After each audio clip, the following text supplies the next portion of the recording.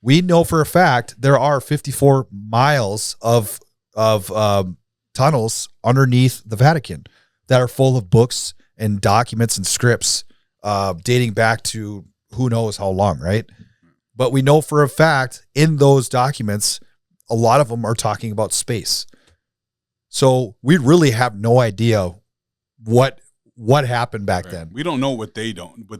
And including the fact that the Catholic Church itself, the Vatican, it has books from the Bible that they deemed not necessary for us to know. And they took them out. And they locked them away forever, and we'll never know what's in them. So to sit here and be like, well, I know my God's the right God, or I know the story of Jesus, and I know how I'm supposed to behave, and I'm certain that God would or wouldn't want X, Y, or Z is bullcrap. Yep. Because so long as we're missing any part of the Bible, we don't have the right information. I mean, they teach us this in grade school when they teach us how to like dissect a story, and you have to know all the facts before you can really come to any kind of conclusion. Without all the facts, we can never come to a conclusion. We have to run on pure faith and what feels right to us. And so I think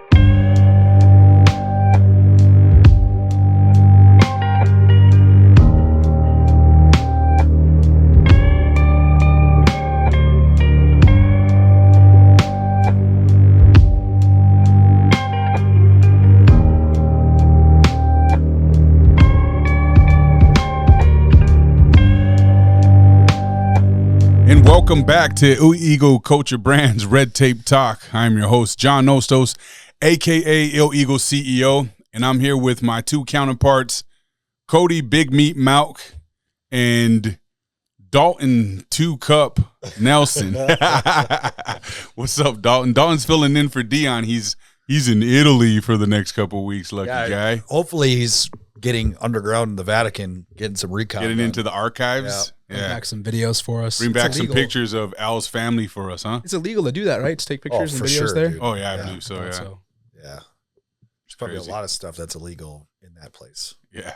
For sure. But yeah, so that's where Dion's at. He's there it's his official honeymoon from when he got married. So him and his wife are going to spend about 10 days in Italy and go all over the place. And they have a tour of the Vatican scheduled, actually. Yep, so they sure do. Crazy. Yeah, that'll be cool. So John and I were watching a couple of podcasts dealing with the Vatican, and Dion didn't want to watch them because he didn't want it to be tainted with when he's going to go see the Vatican. So. By the way, those videos were insane. Wild. It's kind of scary. We got to do it. We got to do a discussion on those. Yeah, once he gets maybe back the next time. Yeah, because man, my mind is blown. That's what I was like. Yeah. You guys got to watch this because it's like it really is mind altering. Yep. It seems pretty evil. Oh man, some evil stuff going on there. It depends on.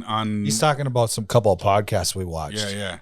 But it depends on the perspective.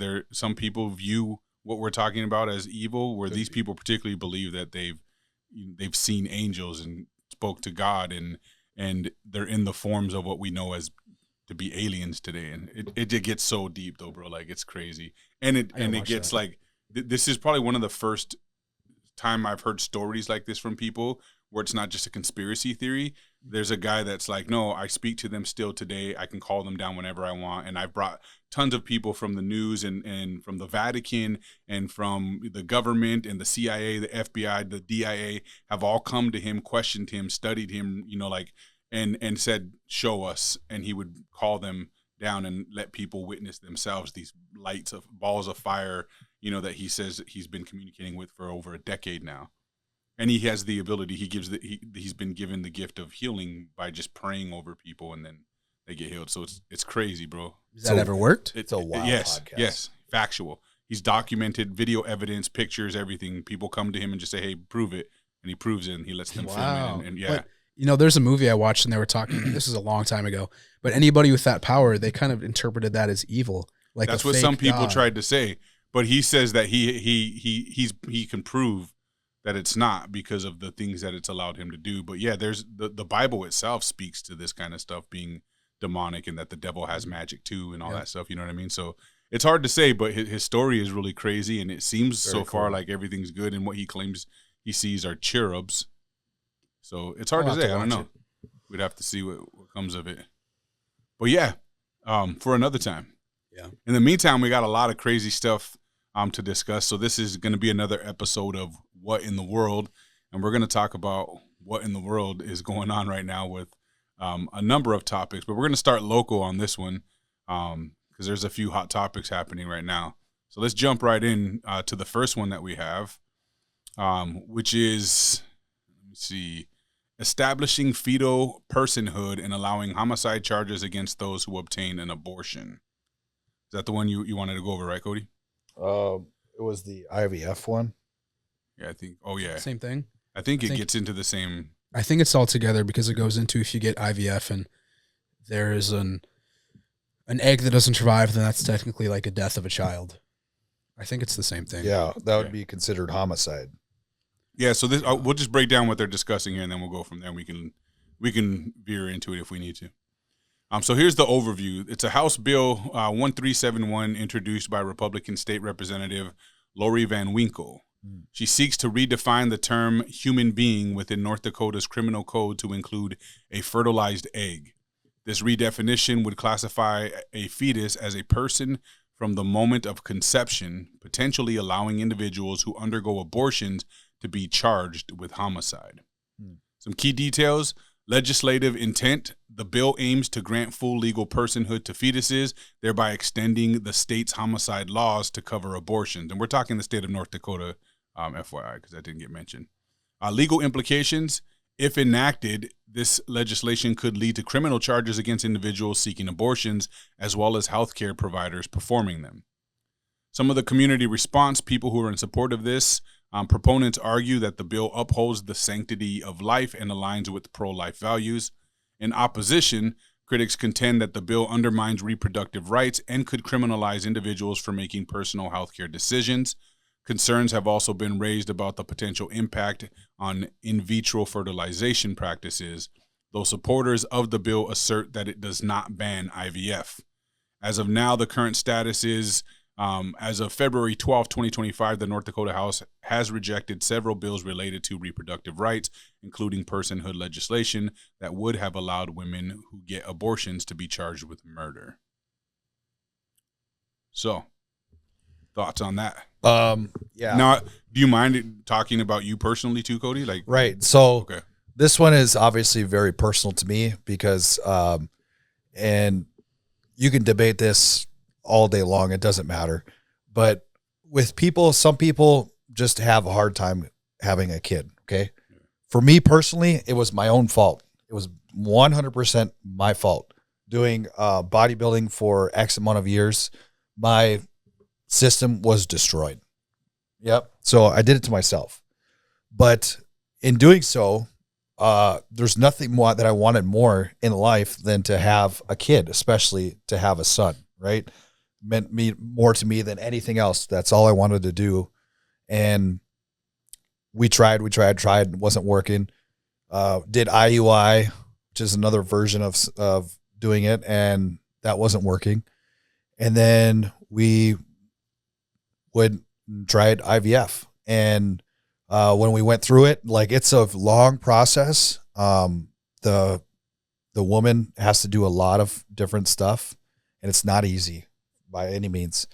And we ended up having, I think it was like 3 or 4 eggs that we were able to retrieve. And then out of those, there was only one that was viable. And out of that viable egg, my son was born. And now he's 2.5 years old. And without IVF, I would have never met him. So this is very personal to me. And I take it as a personal direct attack for me and for everybody else out there that has struggled. Because it's not just like me being a bodybuilder. Like, there's other people that they can't figure out why they can't get pregnant. It's just one of those things, like, medically, they just cannot get pregnant. They go and get tested. The man gets tested. The female gets tested. There's nothing wrong with them, but they can't get pregnant. So what do? They turn to IVF. They turn to science. So are we supposed to turn our cheek to science nowadays because we think that it's going against God? Should we throw away all of our electronics? Should we brush aside everything that man has created or can create just because we think that it's going against God? So I got into an argument with a person, and I said, my God creates life. My God doesn't hinder life. That's who I pray to. So how is that going against God? Well, let's give them some context before you dive too heavy on where the religious side of it came from. Let's show them the video that we have. How about? And then we'll dive into that, yeah? Hit it up. All right, so check this out here. Came to be. Mr. Speaker and members of the Assembly, perhaps we have a workforce shortage because we're killing our children. Perhaps women are going to the IVF clinics because judgment is on their womb, and God has effectively closed their womb because we are murdering massive amounts of children in our nation. And if we would repent and do the right thing, maybe those people would actually get pregnant. I can't promise you, but I can implore God that he would remove his hand of judgment over this nation, because he says if we will turn from our sin, he will heal our land. And I do believe he would heal the wombs of the childless. Thank you, Mr. Speaker. I pray and ask that each and every one of you will not be weaponized by popular opinion. You can't hide behind somebody else who told you to vote no. Can't hide behind the governor who doesn't want this to pass. You will stand before God for your own choice, and I would ask you to go green on this bill, and let's actually preserve the lives we say we care for. Thank you, Mr. Speaker. So that's where it went down in the comments for you. Who is she, this self-righteous, holier-than-thou person, to be able to say what is right and what is wrong regarding God? Who is she? She's just some legislator, and now so she can decide on who can have a kid and who not based on her own personal beliefs? I don't think so. Yeah, I don't know. It's a weird one that I'm not even sure why religion would get thrown into this. I mean, you could have a whole discussion on, IVF and when life is created and, whether it's conception or at a heartbeat and all that. But to throw religion in there and be so certain that this is God's will throws me off. I think that's where she'll lose a lot of people. Yeah, for sure, including Christians. Yeah, even conservative. That's what I'm Christians saying. It's will like lose. This is like radical Christian it's ideology. so radical, and it pushes people away. Like John, you and I know we talk about God all the time, right? But we talk about God as in a spiritual sense. You know what I mean? And these people that are so radical and they just want you to believe what they believe so bad, but it really just pushes you away into a different direction. Yeah. It turns you off. Yeah. Yeah. Right. Yeah. It's like if you don't go to church every single Sunday, well, you must be a sinner. You don't believe in God like I do. Right. You're not as religious as me. Right. You don't believe that. You should believe that these people are getting IVF. They're sinners, so they're going to have to be judged by God. You know what I mean? Okay, so I'm going to be judged by God for raising my kid because I believe in IVF. Really? So I'm going to go to hell for being a good dad because I wanted one so bad? Yeah, I don't know. By her thought process. That's what I'm saying. Yeah, for sure. Yeah, does that weird, make sense? Man. Not at all. I've been in a crowd. It was at, I don't even know what college it was at now. Charlie asked the question. It was, what child in this crowd, talking to the person in front of him about abortion, he said, who in this crowd was conceived from rape? And then he's like, look around and tell me. And it's like, you don't know. So the same thing for IVF. You don't know which child in any room was made from IVF. Yep. So I don't agree with her at all. I think it's bad to be hitting people with the Bible like that. The people do not like that. Even super Christian conservatives will not like that at all. Well, again, it goes back to the science thing. Are we supposed to turn our way from science? Because that's what we do. We innovate. They created IVF, and IVF is creating life. I think it's similar to how they talk about like obeying the law and respecting who the governing laws are and the president and all that stuff, because these people are only appointed by the allowance of God.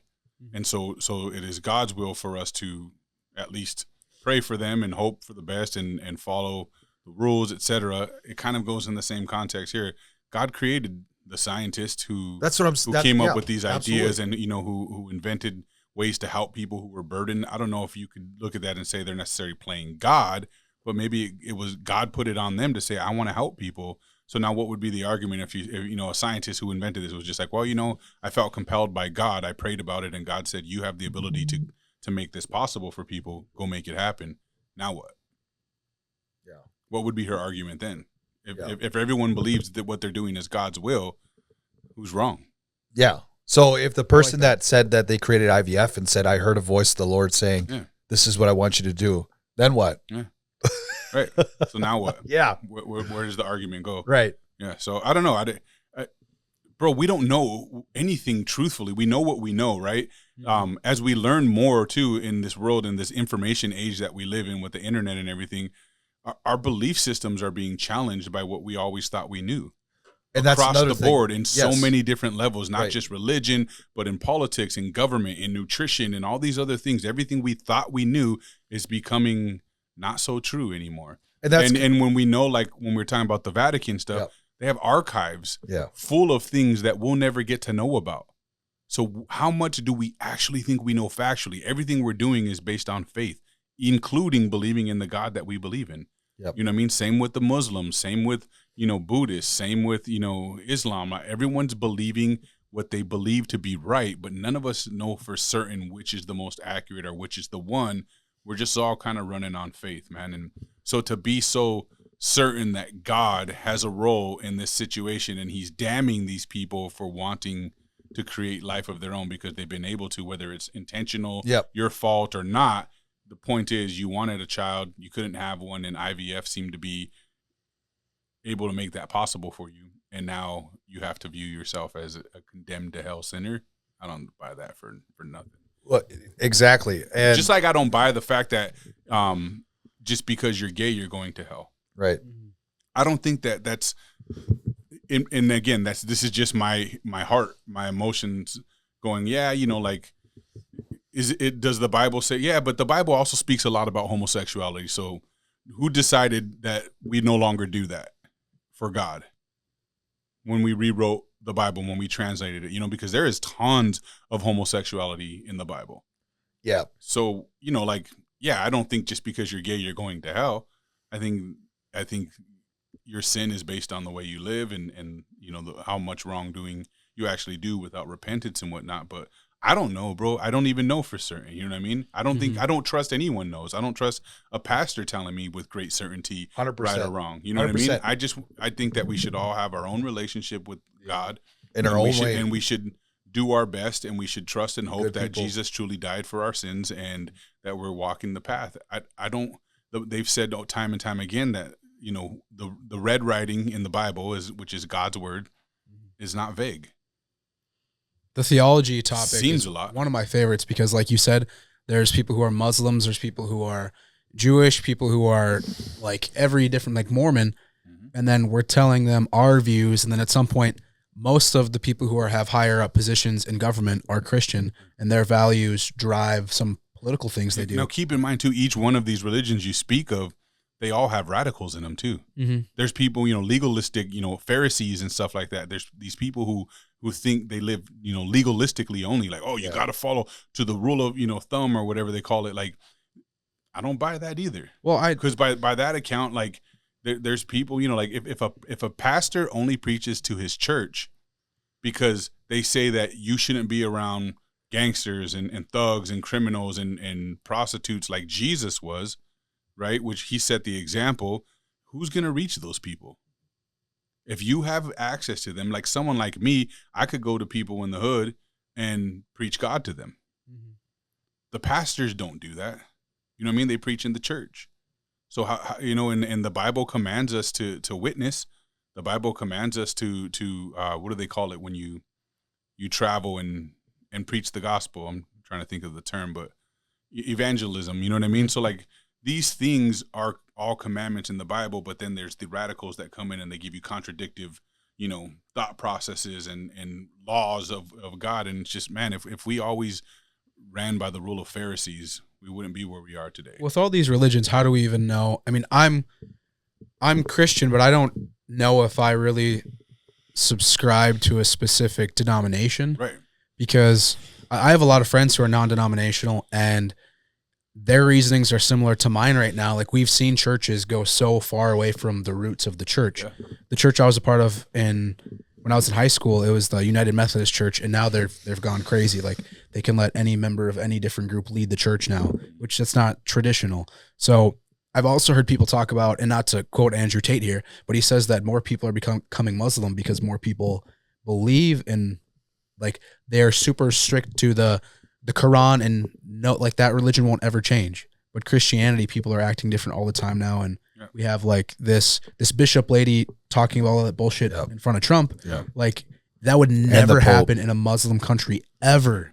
And there's no burning of Bibles over there or the Quran. You would get killed for doing that. But here, you can do that as much as you want. So, like, Andrew Tate talked about, like, how strict that religion is, and that more people should go to be Muslim because that religion will never change, and because people get killed for trying to change it at all. But Christians in the United States, like, but that right there is like where you lose me. I know it's super. People will strict. be killed if they don't follow. It's like, that's pretty spiritual. But like, but he's saying in a sense that the structure will never change. Right. When the structure of Christianity in the United States, I get that, like, we've seen just crazy radical things now, leading the churches who should never be leading churches because it's not holy for them to be leading the church. Yeah. So I grew up Catholic, went to a Catholic school, and it was good. It was a good thing though. But, and I was proud to be a Catholic. My dad, he took me to church every single Sunday. Probably forced me to go. And so it kind of pushed me away from going to church. But you know, as I got older and I started paying attention more, I realized that my views do not really necessarily align with Catholic views. I am a Christian 100%, but I'm more, I guess, what you would say non-denomination, because especially most recently, after all the stuff that came out with Catholic priests, and not a damn thing, they didn't do a damn thing to those people. And it's been going on they turned the other cheek for years, decades. All they do is move them from one parish to another. Yep. Yeah, they know, but nothing happens, right? Yeah. So they're full of pedophiles, but nothing happens, right? And so I was like, well, if that's how they're going to be, I don't want to be a part of that. And now you got the Pope coming out saying that us deporting criminal illegal immigrants is a bad thing and we should be doing it. Sitting behind his walls while he says that. Right. Okay, so what is the Pope doing getting involved in the United States policies, right? So that's another thing. Going back to the original topic. So we're talking about stuff that has been written down over 2,000 years ago, okay? Nobody was alive back then. Nobody was alive right now that could witness what happened back then, right? Maybe. Who's alive? I mean, depends on what you believe in conspiracy theories. So reincarnation, right? Or cloning, or these, you know, like, aren't they trying to say Taylor Swift is some, you know, evil daughter witch of some Satanist or she's some a witch, witch, you know? So, that but these my people point, have lived forever, lifetime after lifetime. Aside from that, but my point is that nobody was alive, right? So we're just supposed to go and base everything off of what we assume that they were trying to write down, right? But we know for a fact there are 54 miles of tunnels underneath the Vatican that are full of books and documents and scripts dating back to who knows how long, right? But we know for a fact in those documents, a lot of them are talking about space. So we really have no idea what happened back then. We don't know what they know. And including the fact that the Catholic Church itself, the Vatican, it has books from the Bible that they deemed not necessary for us to know. And they took them out. And they locked them away forever, and we'll never know what's in them. So to sit here and be like, well, I know my God's the right God, or I know the story of Jesus, and I know how I'm supposed to behave, and I'm certain that God would or wouldn't want X, Y, or Z, is bullcrap. Yeah. Because that's so long as we're missing any part of the Bible, we don't have the right information. I mean, they teach us this in grade school when they teach us how to, like, dissect a story, and you have to know all the facts before you can really come to any kind of conclusion. Without all the facts, we can never come to a conclusion. We have to run on pure faith and what feels right to us. And so I think when you go by your heart's intention, that's probably the best path you can walk, because if God lives in us, if he's in our heart, he listens to our heart, not our voices. He knows everything, all our thoughts, all that stuff. So if that's the case, like what you do for your kids to have children was out of love, out of desire, out of wanting to have children and being incapable of doing so. If God's listening to your heart, according to what they say, is he damning you for doing that? I always believe good things happen to good people. Sure. And I do try my best to be a good person. Every day I try my best. So I continue to believe that good things happen to good people. And Roman being born was one of the best things that could ever happen. So that's my 2 cents on the matter. It just pains me and it pisses me off to see people like that they're almost like thinking that they're better than you and they know more than you. They know what's best for you. And so you have to go along with them. It's just, yeah, I just can't, I don't understand it. And I can't get behind it. So, yeah, people are all over this country are talking out of place right now about a number of topics, and it sucks. I had someone tell me the other day when I was at NDSU that they want to ban the Bible. And like we got in that conversation, and yeah, the reasoning was because they're like, all of you super far right conservative Republicans want to ban these books because you guys are deciding it's too graphic for children to read. But how is the Bible not too graphic for people to read? So we're talking about you rubbed him the wrong way. We're talking about a man getting on his knees and looking like he's giving the other person a blowjob. Yeah. That's too radical, or that's radical compared to the Bible. Well, the Bible doesn't have pictures. These books do.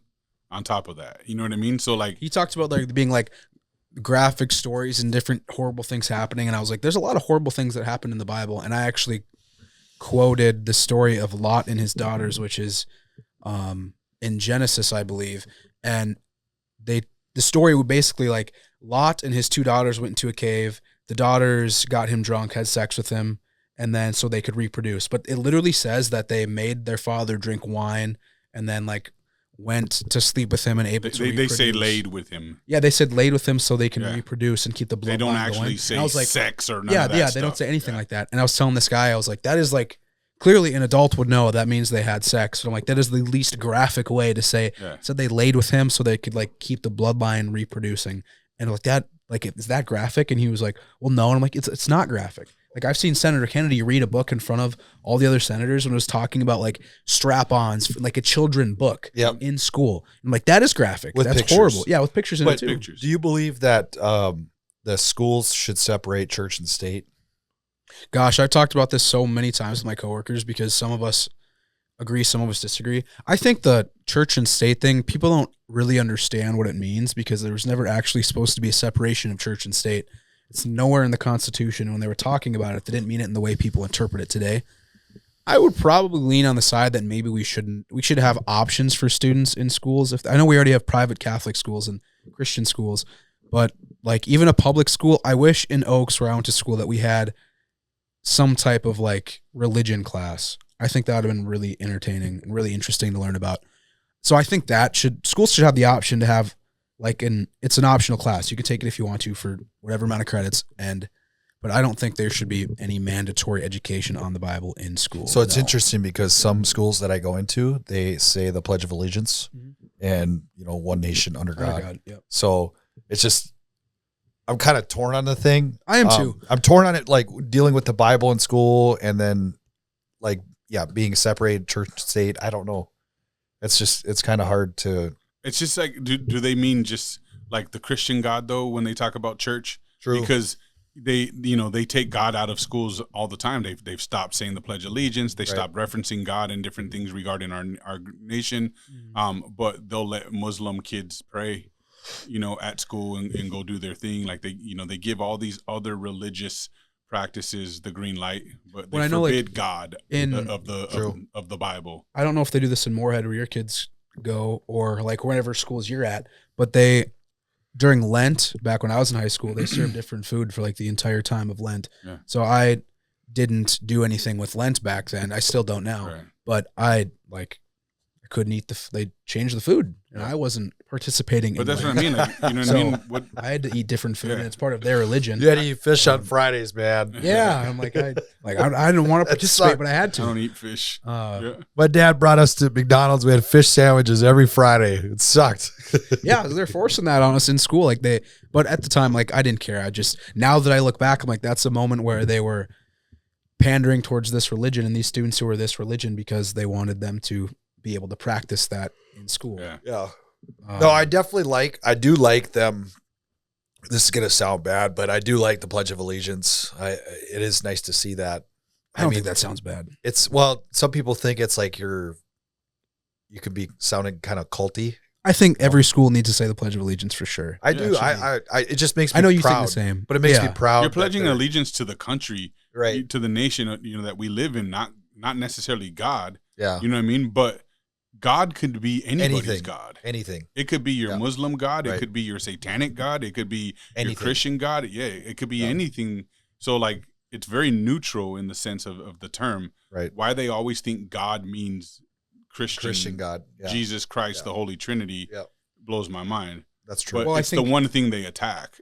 Like with this talking about like one nation under God, obviously like the founding fathers, almost all of them were Christian. I think there was only one who wasn't, Thomas Paine, I think. But the rest of them were. And at the time when there was only the 13 colonies, you had to be Christian and able to be a leader of the colony. Yeah. So that goes way, way, way back then. Yeah. And then think like when a new president swears in or anyone swears in, they put their hand on a Bible. Yeah. It says, "In God we trust" on the back of our money. Yeah. Like it's everywhere. God is within the government and always, I hope always will be, because I think actually a government that's built off of Christian values is probably going to do better. Look around the country. In America, that should just be the way it is, because that's what we know and what we've always known, like you said. Beyond that, like, go to your own country where they practice your religious beliefs. Yeah. Where it originated, you know what I mean? So what do you think about assimilation? Making people, that's when we get people from other countries who come across legally, but we force them to learn English and we force them to probably write in English and go basically just to become a part of the American culture. I think everyone should be Americanized if they're going to live in this country and should be required to get citizenship. Guess what? If I go to because I think it's only to their benefit. It's the argument I make about the Mexicans and the whole deportation stuff. It's to their benefit, bro. Mm-hmm. You know what I mean? Some people made the argument against what the stuff I had to say about, me loving my people and not wanting them to be modern day slaves. And they're just, I've seen people say, well, I know people who have come over here legally and they couldn't get good jobs because they didn't speak English. Okay. Learn English. Learn English. Yeah. That's the whole point of coming to America. You don't come to America and say, bend and fold to the way I did things back home in the place that I ran from. Well, the American dream probably will be, actually guaranteed will be much harder to do if you're speaking Spanish the entire time or any other language, not just Spanish. Right. And I don't think it's America's fault that you didn't know English or learn English when you came here. It sounds like that you came to the wrong country. You should have gone somewhere where they spoke at least a dialect of the Spanish language. And so many other countries have picked up a form of English, or they're speaking some loose English, or they teach it in their schools even actually in some countries. We just have it so wrong, bro. We have this whole serve me and my every single need in this country because I'm here and you guys have to be equal and fair and loving. And it's just like, we do want to be all that. Yeah. But we should be all that as Americans in the American way. The American way. Americanizing people should be a standard.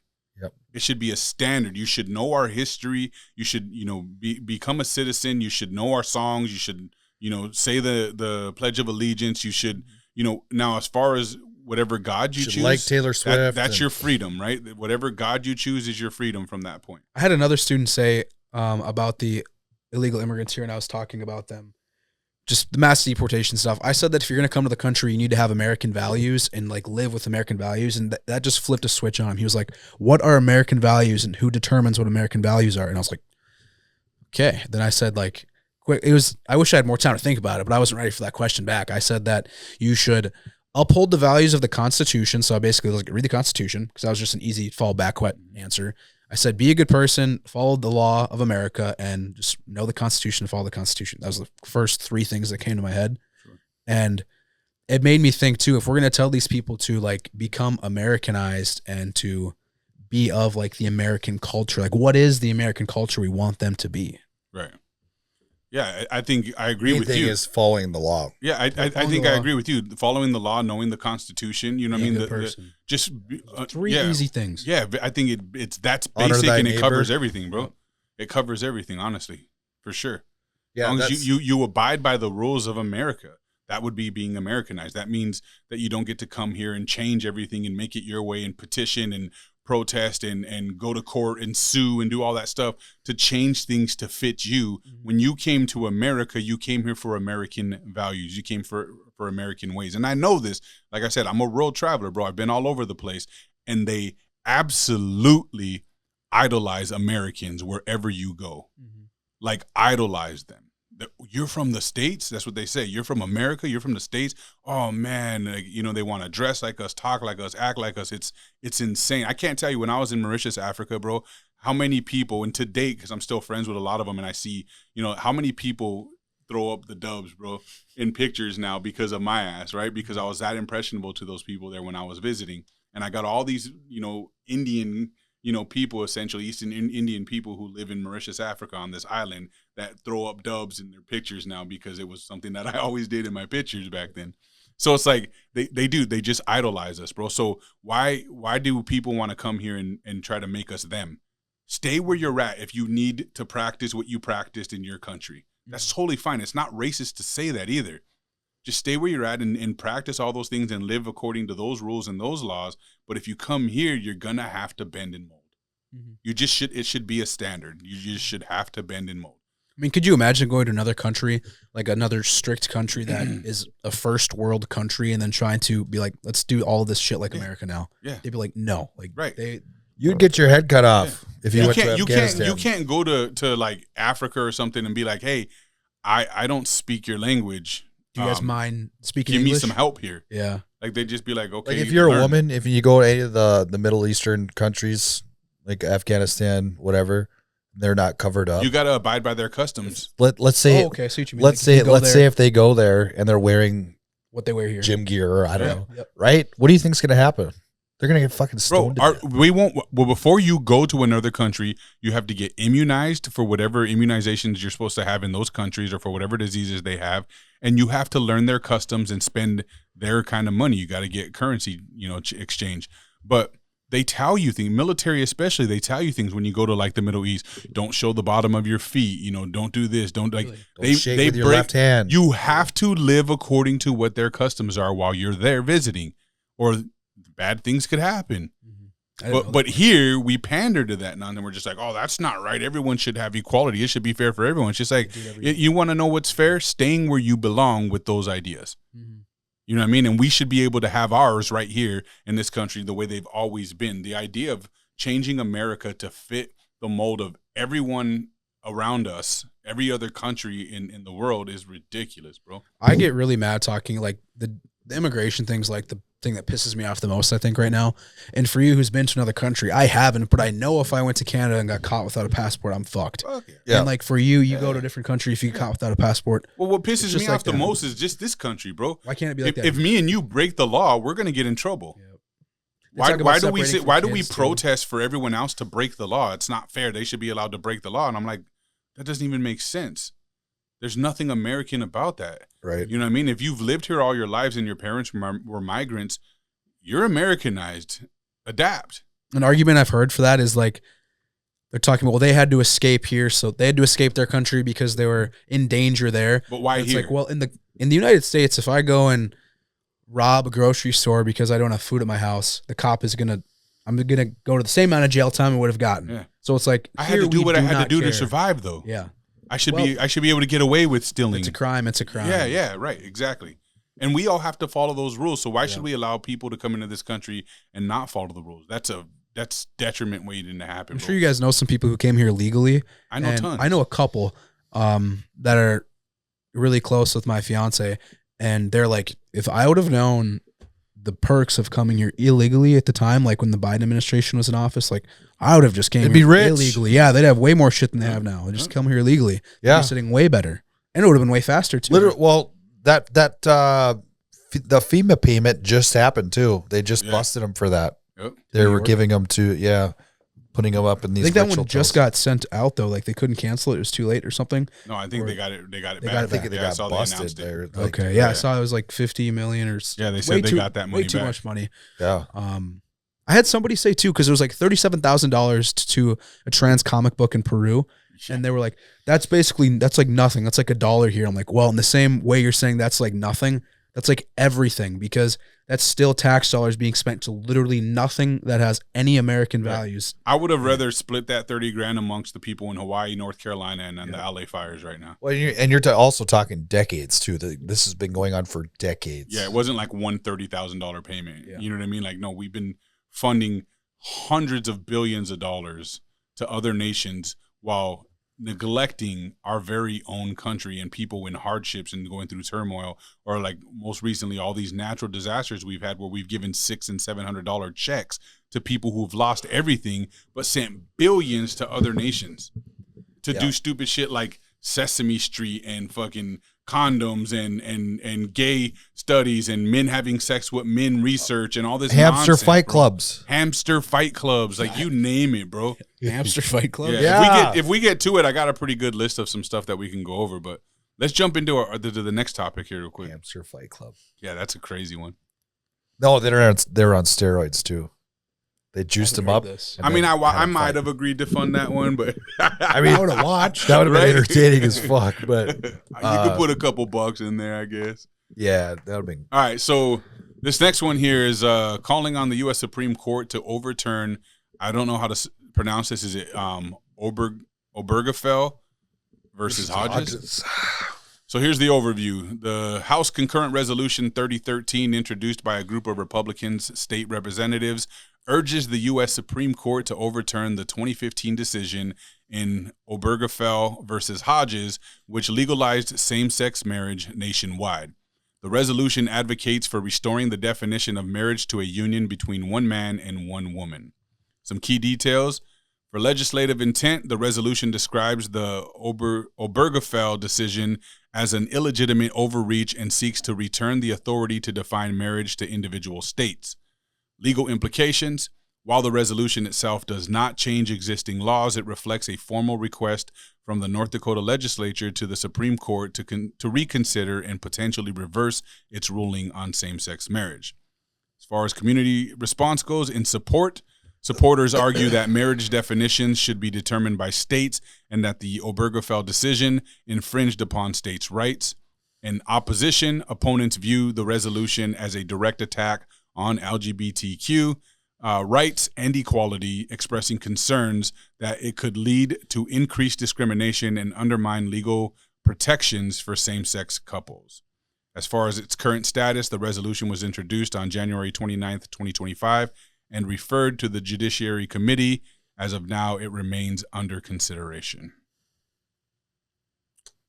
What are your thoughts? Republicans, it just seems like they want to find ways to shoot themselves in the foot Yeah, I agree. over and over again. Like, why did they do that on midterms in 2022? Why did they come out with that decision on midterms? Why couldn't they wait? Like, why did they have to do that? Reversing the Roe v. Wade. And then now, like, granted, this is a local thing for North Dakota, but still, why do you need to do that? I mean, I guess it goes back to the whole religion thing, but dude, just let those people do what they want to do. If they want to get married, so be it. Like, are they hurting anybody? I don't think so. I agree to an extent with that, and I have nothing against gay marriage whatsoever. I believe every state. I like the fact, federally that they shouldn't just make it Jews? But if they were Jews, yeah. No, but my point is that if someone doesn't want to marry them, they shouldn't be able to get sued over it. If you have a religious belief or something that you want to 100%, practice, like and bakers you and just stuff. say, I don't want to marry them, Yep. or I don't want to make their cake, or Yep. I don't, that's fine, because we do 100%. that every day for no reason. Yep. Why should you get in trouble for doing it for a reason that goes against whatever your belief system is, right? If we're Yep. talking equality and we're talking fairness, it's got to be equal and fair across the board. You can't like have stipulations. Well, no, fairness for me because poor me, but you don't get to be anti me. You have to fall in line with the way I think and believe. Sure. I don't think that's a fair, whether it be straight, gay, black, brown, white, it doesn't matter. Across the board, that should be everyone's right to say no or yes. Yeah, as a business owner or a Correct. clergy person, they should have the right to deny or let accept. people expose themselves, bro. Yeah. If a company or a chapel or a business doesn't want you to get married in their venue because you're gay, they've been exposed. Yeah. And let everyone see them for who they are then and see Some how they people fare. love it, some people hate it. Right. I agree with. I think we all probably agree. Yeah. Like, ever since I was super young, my dad would talk about it, and I'd ask him what he thought. He was like, "I really don't care," but he was like, "If they want to get married, they can get married." He, like, one way or another doesn't affect his life, and that's pretty So much. you don't where say I'm at. it's Adam and Eve, not Adam and Steve. We used to say that as a joke with I got a buddy who's super Catholic and he hates gay marriage, so we used to like just mock him and say that. But I really don't care if they get married. That's so funny. I think like the same thing. Like if as a pastor or a priest you don't want to marry them, We should be able to joke about the gays just like we do about race and everything else, though. You know what I mean? Like, stop being so offended over everything, and people won't start attacking you over everything too. I mean, it goes both ways, man. But yeah, I don't care about if you want to be. And hey, let me put it this way, man. Before I left California, I was very anti-gay. I was anti-gay. Oh in yeah, California? bro. Yeah, because I'm from You're the the hood. minority there. Yeah, Okay, and you know what I maybe mean. there. And Well, this is back in the early 2000s. yeah, you like- just don't play that. You know what I mean? Like I never was around gay people. I didn't even know people that were actually gay. You know what I mean? So the gays So it were was- like really into San Francisco, right? Like they didn't. Oh yeah, they didn't travel outside. And I'm from Southern Cali, and we don't Yeah. get down with Northern California. You know what I mean? Because that's where all the gays were.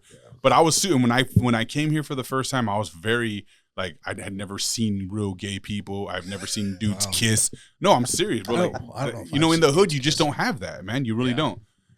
But then here, they were everywhere. There was gay people all over the place when I came here, and I was like super anti-gay, man. And it took a while for people that were close to me to be like, "Dude, you stop being like that." I'm just like, "No, I don't want those, around me. And, my sons would never, and I'll beat them if they did." And I was super close-minded because I was a product of my society. You know what I mean?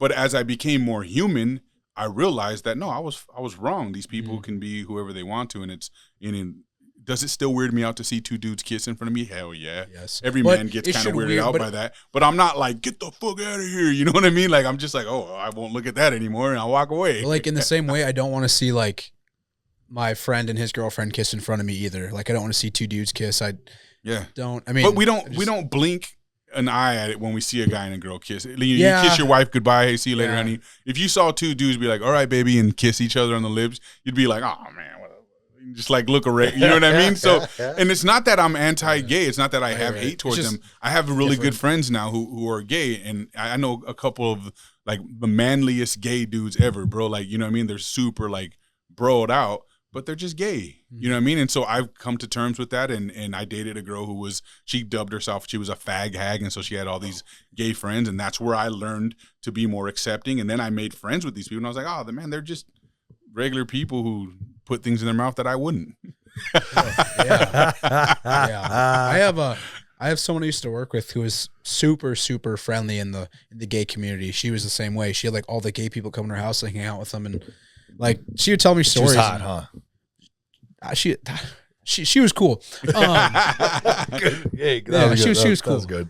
But yeah, so she'd tell stories, and like they're just, I don't know. I have one person who I know that's gay who I'd consider like if I see him, we always say hi to each other and talk, and like, but he like the last thing he said to me. No hugs, the handshake. But the last thing he said to me, he was like, "I voted for Trump." We were at sports bar, and he like that's the only thing he said to me. I was like, "Sweet." And then I just like go to talk to my other friends. That's all people want to say to me now downtown, so I don't go downtown anymore. But like, yeah, so I don't go out into that crowd because I just want to talk about it. Yeah. But I think that like even all my friends too, like all the guys are like in our early 20s. None of us care. Like, and as people get older and older and older, no one's going to care if dudes get married. I learned I was a huge hypocrite because as much as I thought I disliked gay guys, I was down with gay women. You know what I mean? I'm like, yeah, that's hot. Like two chicks making out, all my boys kissing. You know what I mean? Like, yeah, like and that's so awesome. I had to Cheering it learn on. like what a hypocrite I am, man. Like that's crazy. You know what I mean? I don't know. I don't want to say that's different, but it just I mean, to us it's different, and that's fair for us to them say. it's not. Yeah, but to them it's not, and I understand that too. I respect. Well, what that. do you guys think about two guys being able to have children? Because obviously they can't have children themselves, but to adopt. That's a topic where that's tough. That's tough. Yeah, you might lose your LGBTQ support here. Yeah. I don't know. I don't know if I'm okay with that. Well, I think it depends on how they raise them. But no one's there For to the judge most that. part, I think you see a lot of, and maybe it's just the ones we see because they're the loudest and the most flamboyant, but I don't think that you should raise them to be gay unless they're just that's unfair. gay. Yeah. You know what I mean? I don't know, but to But intentionally raise them and you have two dads though. I don't think you're gonna grow up straight. I know a lot of people that have, Really? like two moms that, that. Well, that So I mean, and they one of turned them is out the all right. dad. But yeah, I don't know. I guess it just depends. That's a touchy subject. I don't know if I'm ready to Yeah, really a lot of give people my get mad on that one. analytical opinion on that because I haven't dissected. Well, you that know what? enough. I have. But that's a good damn hot seat question to ask, man. Because I don't know. One of my directors is gay, and he's like the coolest, most awesome You've guy. told I us know. this before, yeah. Yeah, he is. Yeah. But he has said that he's not super big on gay marriage. Yeah. But he's not married now, but he is probably the coolest gay guy I know. Yeah. And Wait a minute. he'd be a great dad. He's the though. director in He's one of the directors. Turning Point. He's gay. There's a lot of one of the guys that I'm telling you that I know is like a manly man. He's cool as shit. He's a gay dude. I mean, he's had a live-in boyfriend his whole life. I know both of them really well. He used to say all the time he hates flamboyant gay guys, and he used to say it all the time, like because he was just a manly dude, but he just had a sexual preference in other dudes. But he would always be like, I hate flamboyant You gay have to guys. bleep that, John. Am I really? Yeah. I'm speaking in English on behalf of him. Dude, YouTube doesn't I care. know. I'll bleep him out for sure. There's a lot of gay people in Turning Point, like a ton. Like That surprises me, managers, actually. directors. That surprises me because I thought Charlie was like, but I don't really know his stance on it. I'm sure he's mentioned it. I just haven't seen the video about it. But I mean, like, because they booted out Brandy Love out of one of the events, right? yeah. Yeah. Well, she's not like, that's just different. She's like a completely Come different on, dude. monster. You got guys clapping each other's cheeks, right? And you got a porn star getting her cheeks clapped. I don't even know what to say to that one. I mean, she's a porn star. She shouldn't be around the company at all. It's sleeping around versus being in a relationship. making America great again. One Yeah, it depends. Well, weenus at a time. yeah, depends who you ask. All right. All right, let's jump into another one here. Good topic. It's a good topic. All right, here's another one. I believe these are all North Dakota, right? Outlawing wearing a mask in public for the purpose of intimidation or concealing one's identity. In overview, the House Bill 1226, introduced by several Republican state representatives, proposes making it illegal to wear a mask in public with the intent to intimidate others or conceal one's identity. The bill's language is broad, potentially leaving its interpretation to law enforcement discretion. Key details: legislative intent. The bill aims to address concerns related to public safety and accountability, particularly in situations where individuals might use masks to evade identification during unlawful activities. Legal implications: violations would be classified as a Class A misdemeanor, which could result in significant fines and potential jail time. As far as the community response, in support, proponents assert that the bill is necessary to prevent individuals from using masks to commit crimes anonymously and to enhance public safety.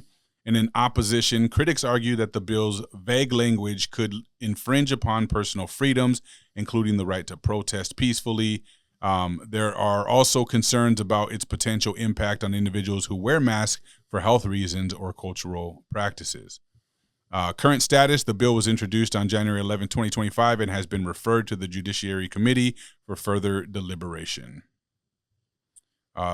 So I'm for this one. It's almost a toss up for me, but now that everyone is into wearing the ski mask, it's like a fashion, the shiesty mask. Like COVID opened the door, man. Yeah. It's like you don't know who's walking up on you, bro, anymore. You don't know if that dude's dressed to rob you or just dressed in fashion. I'm not gonna lie, I was one of those guys, dude. I had a skull, whatchamacallit, face covering, or like the skull mask. I remember those. Yeah, I had a skull mask. It was from snowboarding, but I wore it in Costco with my fucking sunglasses on.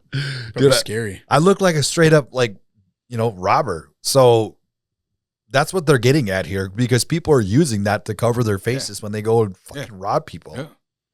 It became a thing. It made it really easy to disguise yourself now, because Like as far as wearing like the medical mask, bro. Like people will wear them and act like they're wearing them for the right reason, and then go pull a lick or something. You know what I mean? It's just like, wait a minute. Bars and like house parties when it was like right after COVID, and like the next year, when I was 20 and 21, it was like everywhere. It was just groups of, you don't know how old they are because you can't see their face, coming into parties, like the shiesty masks on, and people get super, super uncomfortable. Yeah. Like when I used to have a house party or have a party house, and you have parties all the time, I had so many girls and guys come up to you, they're like, who are these people in the corner with the masks on? I'm like, shit, I have no idea. They should leave.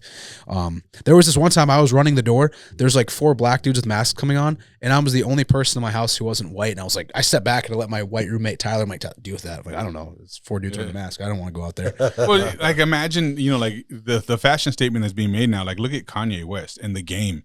They wear full like stockings over their face. You can't see John anything. Morant, he wears a full ski mask on the sideline when he's with not shades playing. on. It's like, and it's fashion it's to an them. NBA game, like, but it's also the way robbers look. You know what I mean? People who want to jack you or kill you or whatever. That's the way they look. So maybe it boils down to like, you can't wear them into like public domains, and courthouses and banks and things like that. I don't know, but this is a sticky one. I think we're actually a little bit far behind compared to other states, because when I went to a school when I was in DC in 2022, and it was in Pennsylvania, and it was just some bumfuck town out of middle of nowhere, but the gas stations had a sign on their door said absolutely no masks in the door here. Yeah. So, and I think that's something everyone could do.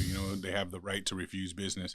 Yeah. If they can tell Take you your no mask shoes, off. no shirts, no service, they can say no mask either. So that's a right. But for everyone to have to do that just to, forbid it, it's putting the work on everyone else instead of just making it some kind of a law. I don't know. I don't know how you would get around it. The old bar that it was really popular for like 2 years downtown, District 64. Yeah. Like once that, I don't know if you ever went there, but once that bar got put there, like the amount of crime downtown just skyrocketed. I've been like pushed in the back there several times to turn around. There's a fight behind me. I've seen so many guns in there. People with ski masks. You go in the bathroom, there's like coke any given time. So it's a way different bar now. But they came out with this thing, and this is in 23. Well, they got in really big trouble and lost their liquor license for a while because it was all minors, all like just crazy shit happening. They were just doing nonsense stuff. They had to lock her down. Huh? Yeah, now they're like, they sold the upstairs because they weren't getting enough business, and now they only have the downstairs. The upstairs is a restaurant. But there was also problems with like the owner was sending money like back and forth to the banks to basically keep it open, like just barely staying afloat at the time. But they came out with this dress code in 2023.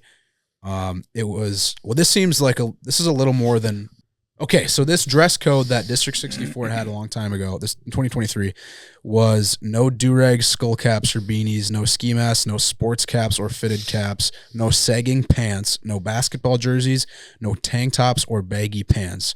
So this is like pretty targeted dress code. But again, I've seen that.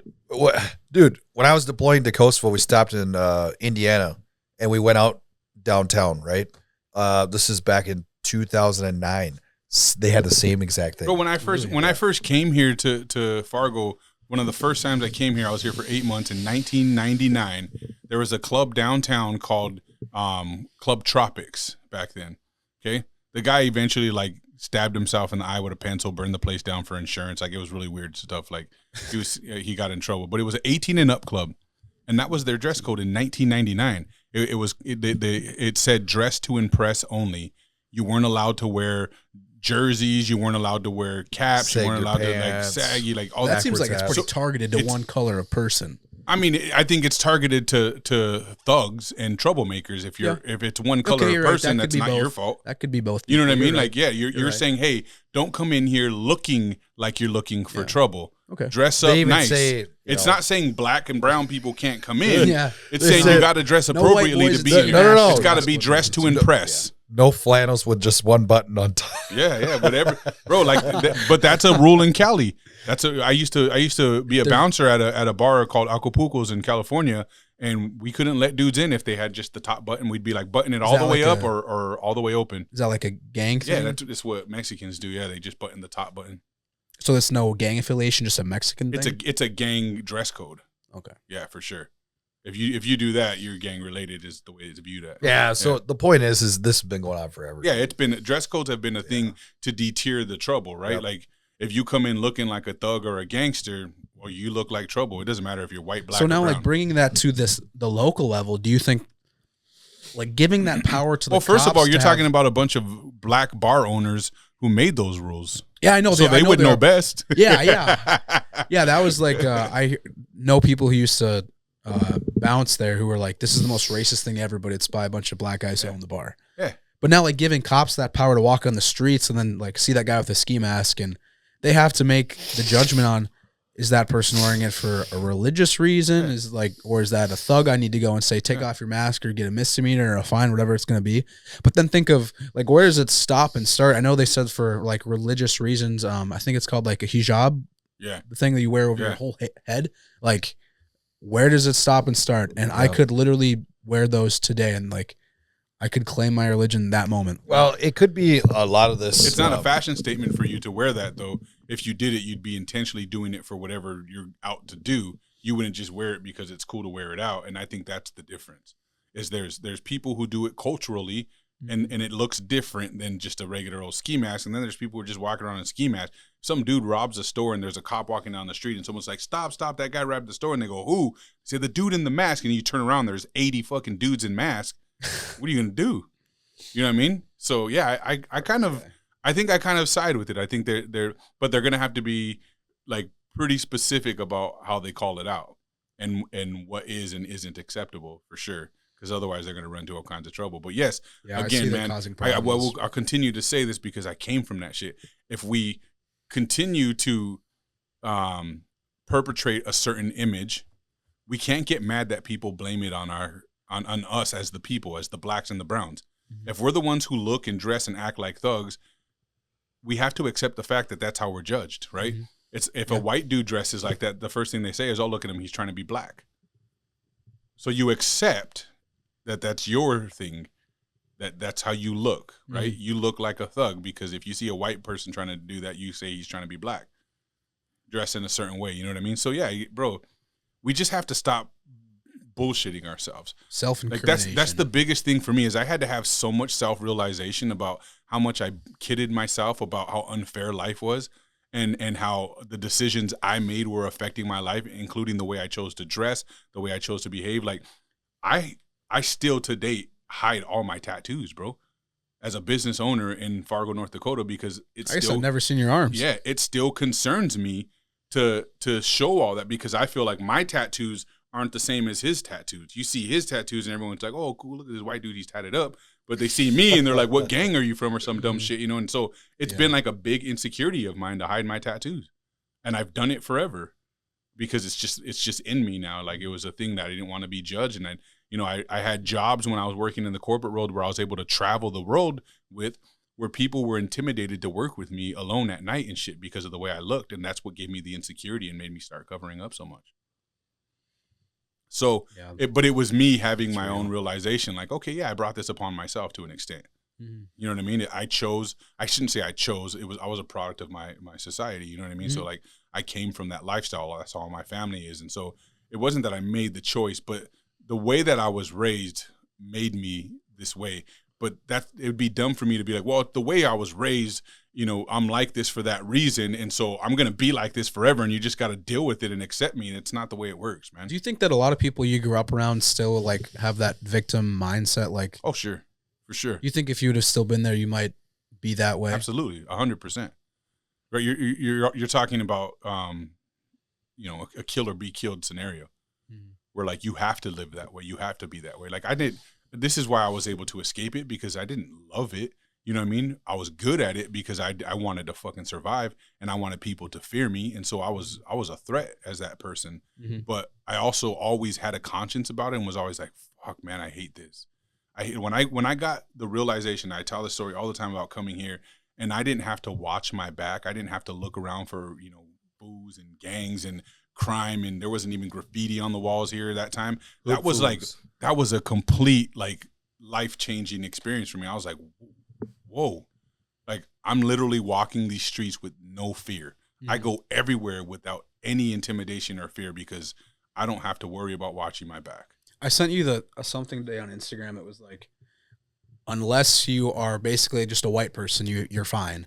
Or if you're a white person, that's the only time you're fine. It was like, I'm sorry if you're Hispanic, black, and all this other shit. And it was like, because now America's like no longer safe for you. Like that shit pisses me off so much, because that post was made from somebody who either one super woke white liberal who just feels bad for all the minorities, and that's almost racist in itself. And then, or some black person. It's most likely a white liberal for sure. Yeah, who's like, I'm sorry to the Hispanics and black people. What is the term for instead of Captain Save a Ho? What would be Captain Save a Minority? Yeah, I guess that's usually white liberals. Like female white liberals are always like the Captain Save a Minority, the most racist people in the world. Yeah, the ones that say, "Oh, I'm so sorry, you're oppressed," and all that shit. Yeah, that's racist as fuck. It's like they want to keep you But oppressed. I think too, man, and this is probably a whole nother discussion. But I think that we don't have an issue with a black or brown dude that we see walking down the street who's dressed white. You said dress white? Yeah, he's wearing a fitting pair of jeans, a nice T-shirt, whatever, looks very casual and normal. Maybe he's wearing some Hurley or some fucking Stussy or whatever the fuck, some Under Armour. You see a black or a brown dude dressed like that. I don't think people look at him and go, oh shit. I think it's the image we portray, bro. Because if you see a white dude all thugged out, sagging his pants, tatted up everywhere, wearing jewelry and shit, and he's walking like with a limp and shit, you're gonna judge that dude too. It's not just a black and brown, it's not a race thing necessarily. It's an appearance thing. It's the way that you carry yourself, right? Yeah. If I still dress like that, if I still wore oversized Dickies, creased them and folded them front and back, bro, and put a 13 on my shirt and creases and shit, and walked around with the bandanas on my head I used to wear all the time, bro, everyone would be intimidated by that. People would be like, oh, look at this thug. You know what I mean? So like you have to be willing to change. Like, I get people are just like, this is my style, this is how I dress. Fair game. Just expect what comes with that, bro. That's all you have to do is just say, hey, you know what? I bring it upon myself. You know what I mean? I'm willing to accept that. I'm not the dude you think I am, but I get that I come off as that guy. So like I own that. That's on me. This is how I want to dress. I'm very comfortable with this style. It's my fashion.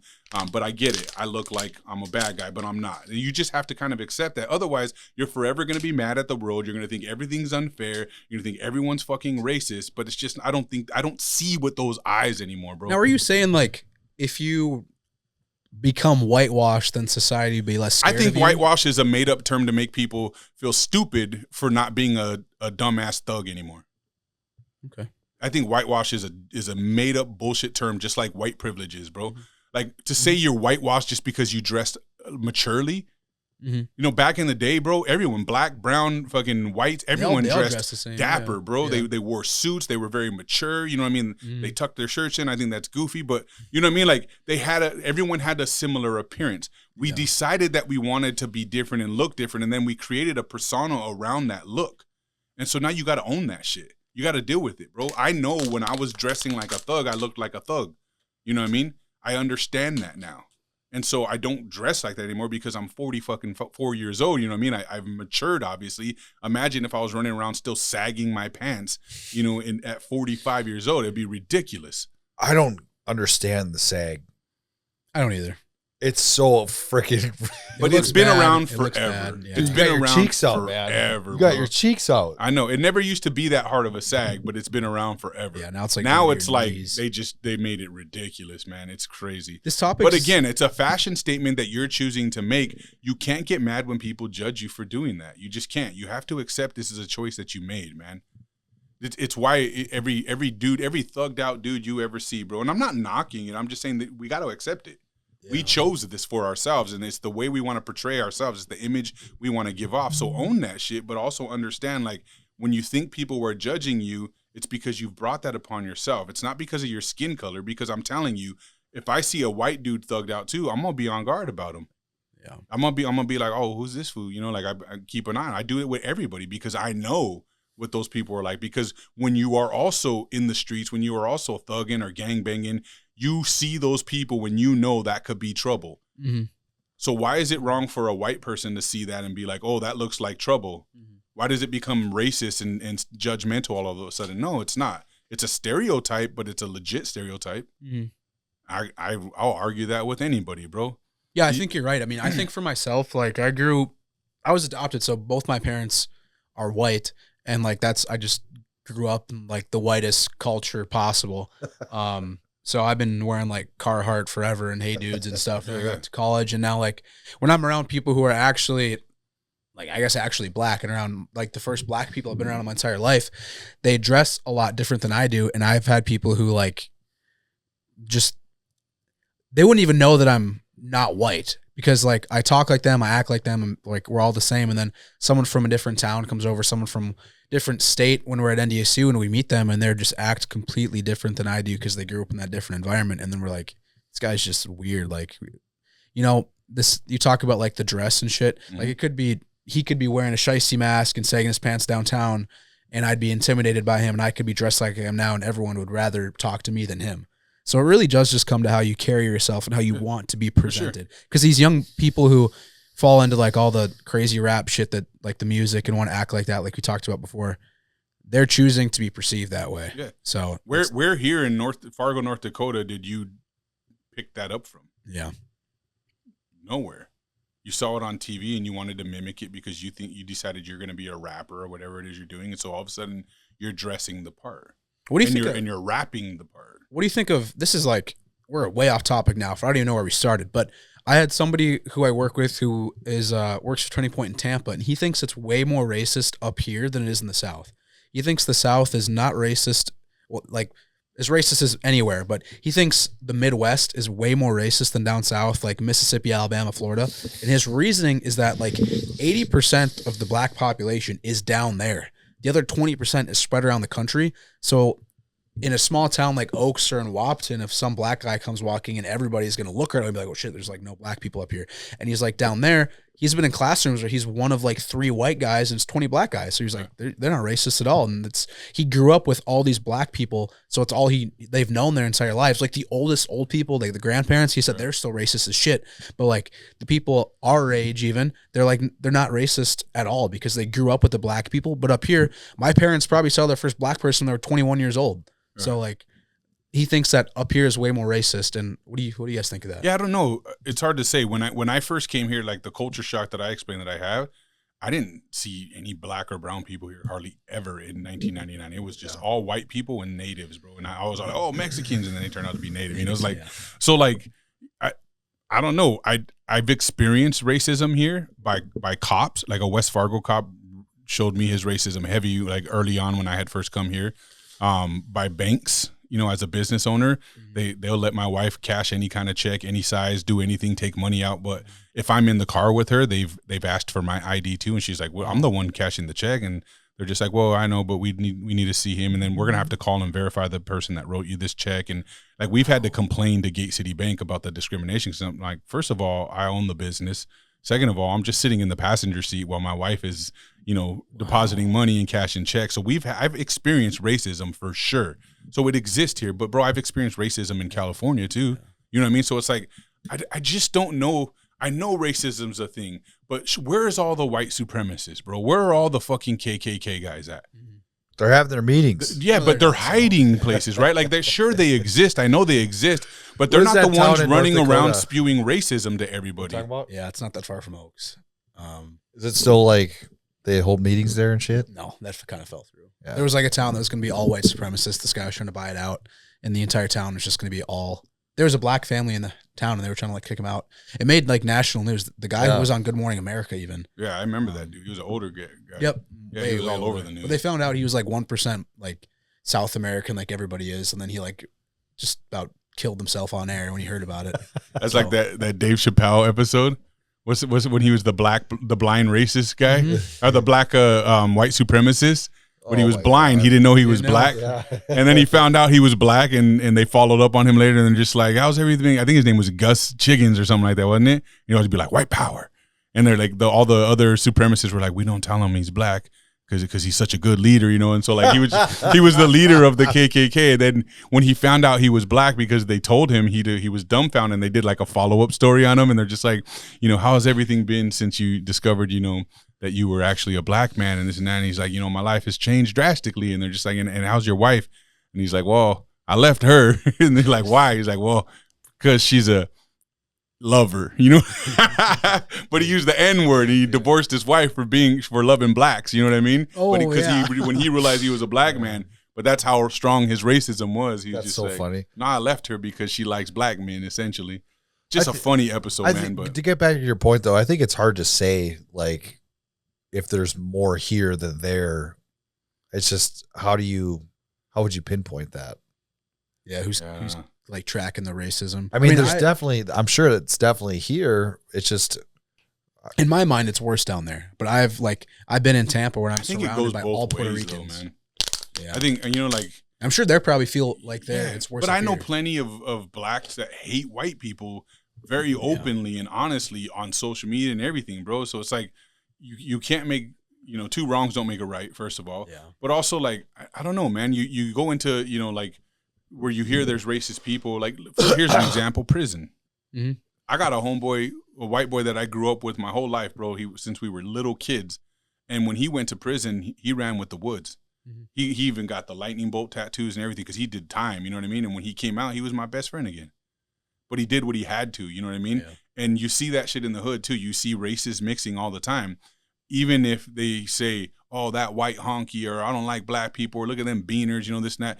Doesn't matter. When you live in the same area, you kind of all get along.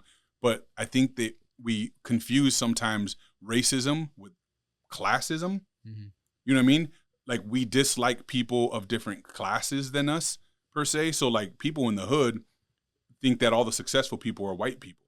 And that's why we call it whitewashing or Uncle Tom's and stuff, because we're like, oh, look at you pretending to be white now because you have a good job, you went to college, you dress nice, you know what I mean? So I think it's more of a classism thing, but comes off as racism. But people don't pay attention to the fact that it's being done on both sides, bro. The blacks and the whites hate each other just as much when it comes to like some kind of a, racial issue. But I think it has a lot more to do with class than anything, because, I mean, you see plenty of Uncle Tom or whitewashed black dudes living in a white man's world, and the white men love them.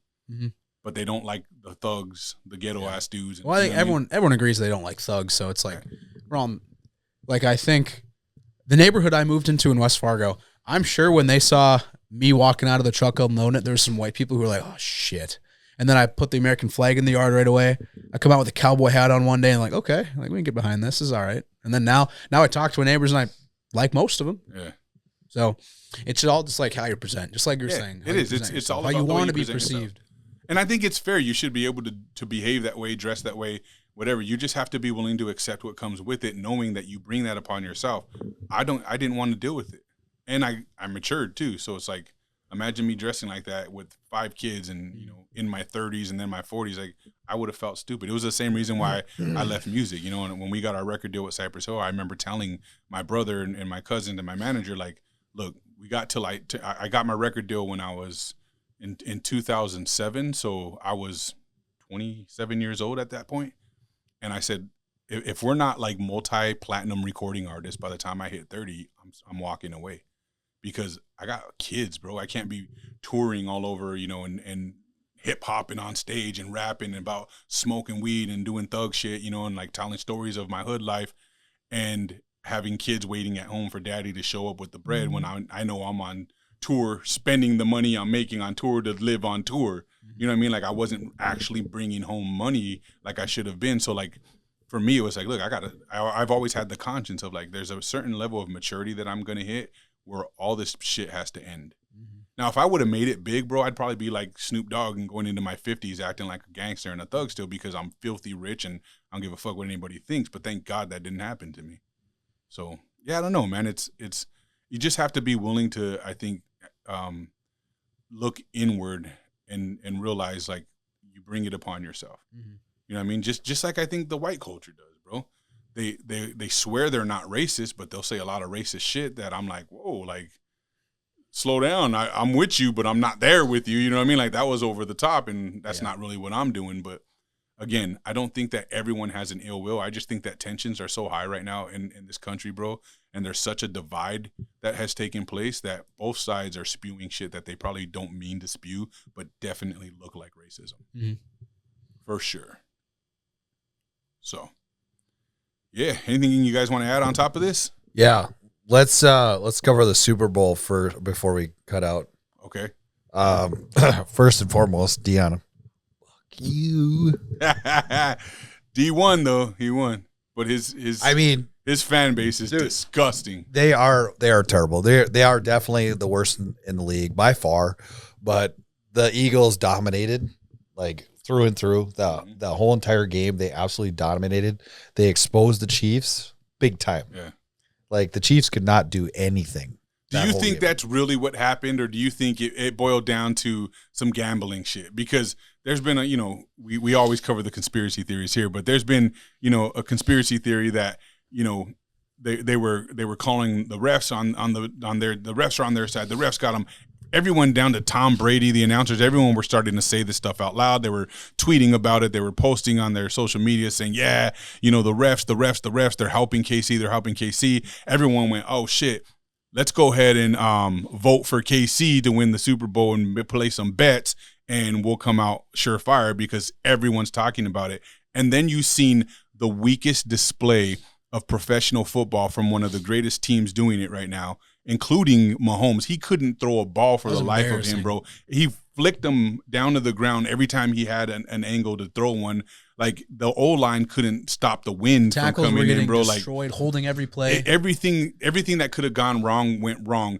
You can't tell me that the Eagles truly outcoached them that fucking aggressively 100% across the board. I think it was. I don't know, man. I think it was. Okay, but then answer this. How come Vegas reported their biggest up in history on the Super Bowl? Betting for Eagles? Yeah. To win? No, everyone was betting for Kansas to win, and Vegas won because everyone was betting on Kansas, and so Vegas takes the odds. I would have bet on Kansas.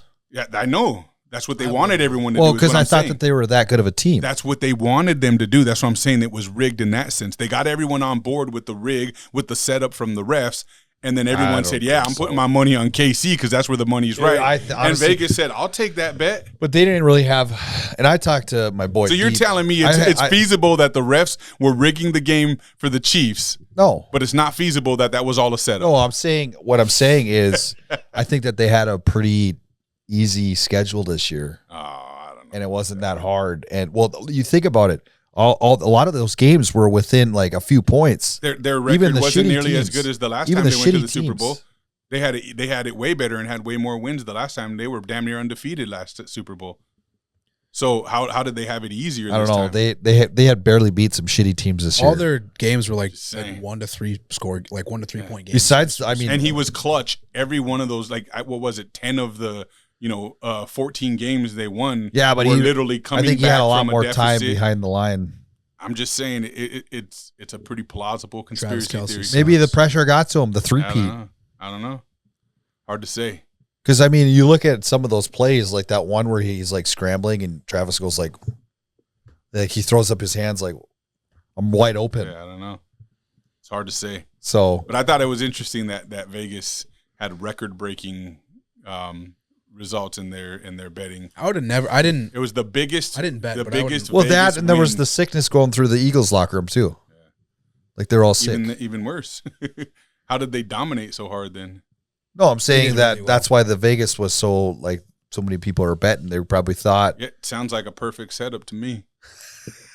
They're going to win because the refs got the game. And guess what? The Eagles, half their damn locker room is sick right now. You better put your money on KC. Vegas is willingly taking every single one of those bets going, all right, bring it. And then they end up winning their biggest win in Super Bowl history. Yeah, I watched Did you watch the halftime show? Yep. What were your thoughts on the halftime show? I feel like you're a young guy. I'm sure you. Yeah, no. I was gonna what's say his like name? K. Dot. Kendrick Lamar. I'm not a big Kendrick Lamar guy, but I think the discussion like with you or like my dad or anyone of your guys' generation, no matter what rapper it is, you guys were gonna hate it. So like that's not true. I think 2022, dude. Okay, that was the greatest one ever with Eminem. When Eminem, and Dre, and Snoop Dogg, and 50, and like that was to me that was awesome. That's the greatest one I've ever seen, and maybe I'll ever see. But I think like all these, it's not like Kendrick Lamar's a new rapper, but I feel like you guys were gonna hate no matter what. I didn't love it that much. I thought his song that was like the diss to Drake, I thought that was cool, and I like Drake, but it was like to do that on that stage. He had the entire stadium like chanting, like Okay, after I actually appreciated the Kendrick Lamar, and I'm not a fan of Kendrick Lamar. I'm not either. And it is my belief that Drake bodied him in that whole beef. Kendrick Lamar just got mad radio play, and that's not how a beef works. He made songs. He didn't make disses. But I was otherwise impressed by the Super Bowl halftime. But I'm into lyrics. I'm into people. I'm not into the big showcasing. I'm into like get out there and fucking rap and spit. And I think that Kendrick's a lyricist. So I enjoyed that more than I normally enjoy Kendrick. What got to me was all the controversy and all the, nah, you're not paying attention. See, this meant that and that meant this. Like all that dumb shit, just they lost me. And I'm just like, all right, it was a stupid performance now. That's the thing. It's like, when can we get back to just like entertainment at the halftime show, where not these subliminal messages, like people crip walking, like, okay, like, what are you doing? That was Drake's ex. Okay, but on that note, and based on the loss, I think we found the culprit here. She had to be white too. The Super Bowl. This one right here might be the A craziest witch. thing I've ever seen. Look at how she's moving too, bro. That is a Patrick Mahomes. This is what happened to the Kansas City Chiefs. Eagles fans are. That's just why different. they didn't. Dude, Just different. that's a typical Eagles fan. In her heart of hearts, she believed she was working that boy too. And then he's out there and can't do a damn thing. And she's like, "Oh my God, I'm not gonna stop." And then I'm pretty sure she believes she's the reason why, bro. Oh God, wow. It was nice to see Travis Kelce suck so bad and Taylor Swift get booed. I'm with you on that one. Oh, and then he says like, "Oh, it broke my heart. I couldn't do anything." Yeah, could have played football. Yeah, could have won the game. That would have shut him up. Shut up, dude. I And then hate him. Trump dog, it's like a major applause. What did you guys think of that? The national anthem. I thought it was horrible.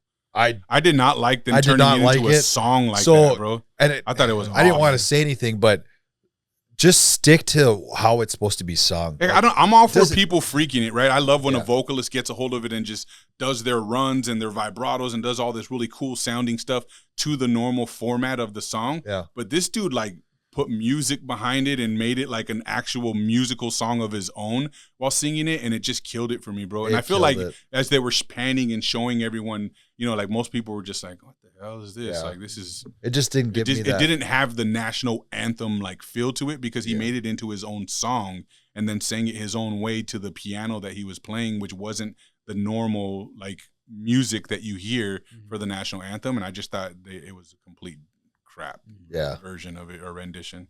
Yeah, usually the anthem like either gets me fired up or makes me teary-eyed. Yeah.